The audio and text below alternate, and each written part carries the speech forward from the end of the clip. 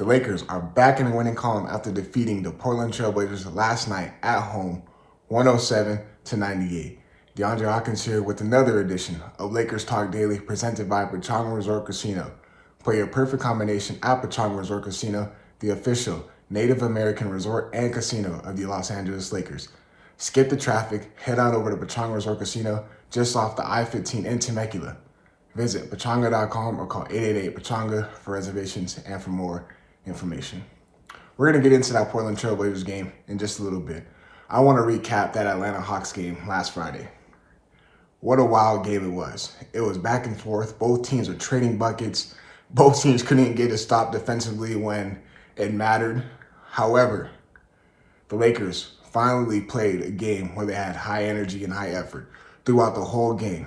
Granted, it came down to late game execution. The game went into overtime, and the Lakers struggled to execute down the stretch. There was a couple possessions where people were like, man, why did LeBron James take those logo threes? Is this really what they drew up late in the game? And quite frankly, I was frustrated when it came down to those last minute stretches when you need to draw up a play and execute your play, especially when the game is in crunch time. And, the Lakers struggle with that at the end. And that's why J.J. Redick was hired. I'm not saying that he didn't draw anything up to perfection, but that's why he was hired. A guy who understands the game, a guy who understands to draw up plays, drop and put guys in the right spots, in the right positions. And that out of bounds play where Anthony Davis set a high screen and, you expect him to get the touch, especially when he's rolling to the basket and LeBron came and pulled up from three. I was like, is that really what you drew up? Is that really what you wanted? And then obviously the Hawks capitalized and scored on the other end. So then the game came down to overtime, right?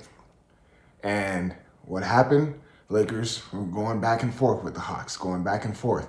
And there was a possession where the Lakers got a tie-up. They got a tie-up, and Anthony Davis had to end up doing a jump ball in the middle of the floor.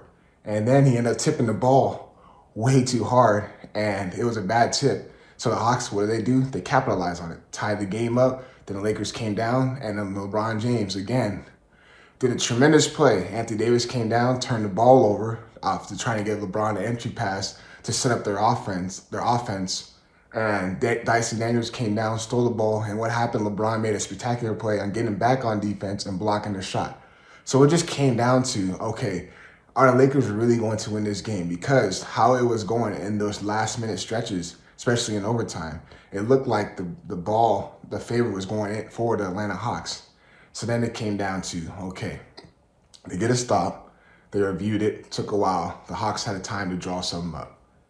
And then it came down to defensively, communication, what the Lakers have struggled with. And what happened? DeAndre Hunter set a screen. Trae Young was open on the left wing. There was no communication. There was no rotation. Trae Young, dagger, three-pointer, game over. And then there was still time left on the clock for Lakers to try to tie the game up. And then LeBron came down. The best thing they can do was throw up a logo three again. Obviously, the shot did not go in, and the Lakers lose that game in overtime. Yes, that was a heartbreaker. Yes. Would you want more execution? Would you want more better drawn up players? Would you want more dialed in, locked in attention to detail, especially defensively? Because that was a high scoring game. And I told in the last episode that this game is going to be high scoring because the Hawks give up a lot of points, but they score a lot of points. So I was glad to see the Lakers obviously play hard throughout the whole game, but then it came down to late game execution. And yes, that was a heartbreaker. That was a nail biter. All right, we slow down. Got the Trailblazers last night. I'll talk about that game right after I let my partners at Pechanga give you guys a quick word. At Pechanga Resort Casino, you can rock and roll, sip and slide, twist and shout. Play your perfect combination at Pechanga Resort Casino, official Indian gaming sponsor of the Lakers. We broke down Atlanta Hawks game. We broke down the things that went wrong, and obviously it came down to late game execution. So Lakers finally go home. After a horrendous road trip, they go back home, and they played against the Portland Trailblazers last night in a game where LeBron James didn't play. Perfect.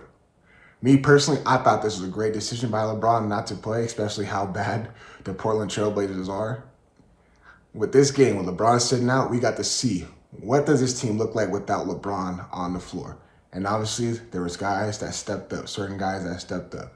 And what I really, really love to see, what I've been preaching about throughout this whole season, is Anthony Davis being aggressive and getting to the foul line. He shot 9 for 9 from the free throw line. 9 for 9. He ended the game, obviously, with 30 points and 11 rebounds. But there is success when Anthony Davis is aggressive and getting to the foul line, getting to the basket, not settling for those mid-range jump shots, not coasting around the mid-range, getting 2 feet in the paint. In the paint. Anthony Davis has the ability to take over games. Now it's, okay, can you do it? Don't do it when LeBron's not on the floor. Do it when he's on the floor as well. Demand the ball. Be aggressive. Get in there. Hey, I'm open. Give me the ball mid-post. Face up. Go to work, man. Go to work. And that's what he did last night. He was getting and being aggressive. And then, let alone, Rui had a great game as well. He shot the ball really, really well. Yes, we know he struggles defensively staying in front of people, especially with his size and his length. We expect him to be a better defender, but it was great to see that offensively he was aggressive. He was attacking. He was not being aggressive. When he was aggressive, he was able to step out on the three-point line and knock down shots. And then we know we give a lot of slack to Deondre Russell, especially how there's games where he lets his shooting dictate his defense, his energy, his effort. He shot the ball really well, shot 5 for 10 from 3, 50%. Obviously, that's really good, especially how he was able to heat up. He ended the game with 28 points. And then also, he was passing the ball really, really well. Really, really well. He ended the game with 14 assists.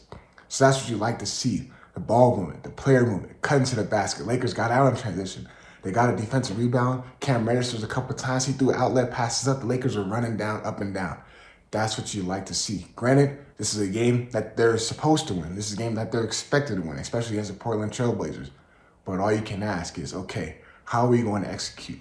Are we going to go out here and play hard? Knowing that we had that horrendous road trip, how are we going to come back and bounce back? And then they bounced back really well. And they responded really well after getting their ass kicked that last week on that road trip. So, yes, we saw I named three guys that we saw that were playing really, really well. Really, really well.